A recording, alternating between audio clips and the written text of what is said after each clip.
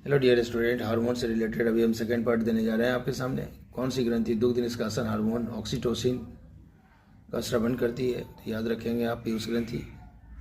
गाय और भैंस के थनों में दूध उतारने के लिए किस हार्मोन की सुई लगाई जाती है? तो ऑक्सीटोसिन। थायरॉक्सिन क्या है? तो थायरॉक्सिन एक हार्मोन है।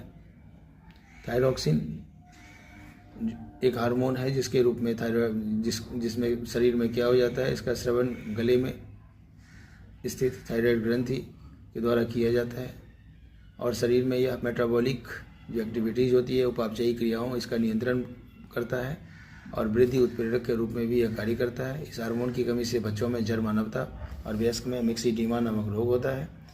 आयोडीन युक्त हार्मोन है, तो याद रखेंगे थायरॉक्सिन।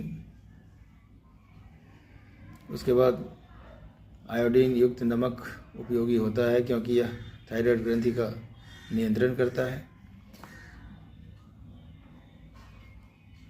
अगला है आयोडीन युक्त हार्मोन थायरॉक्सिन, एक अमीनो अम्ल है।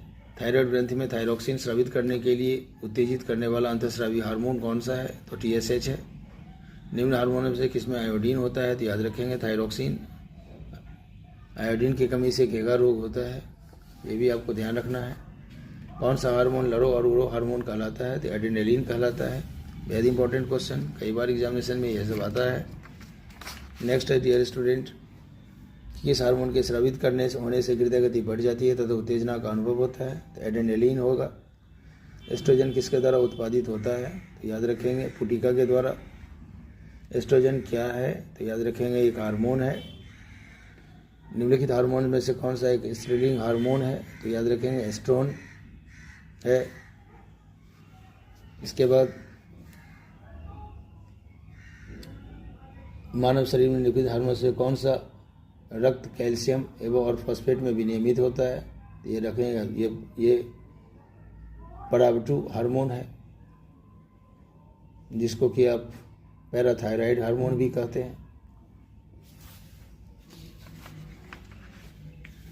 अगला क्वेश्चन है, मानव शरीर में सबसे छोटी अंतःस्रावी ग्रंथि कौन सी है? तो याद रखेंगे पिट्यूटरी ग्लैंड,